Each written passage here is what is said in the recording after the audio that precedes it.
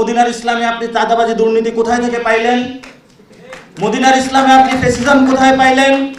মদিনার ইসলামে আপনি হাওয়া ভবন কোথায় থেকে পাইলেন? নতুন করে তারা আলোচনায় নিয়ে এসেছে যে জামায়াত ইসলামের হলো মওদুদি ইসলাম এবং ওনাদের একটা হলো মদিনার ইসলাম। একই সাথে বক্তব্য দিলেন সালাউদ্দিন সাহেব। আর মদিনার ইসলামে আপনি চাঁদাবাজি দুর্নীতি কোথায় থেকে পাইলেন? মদিনার ইসলামে আপনি ফ্যাসিজম কোথায় পাইলেন? মদিনার ইসলামে আপনি হাওয়া ভবন কোথায় থেকে পাইলেন?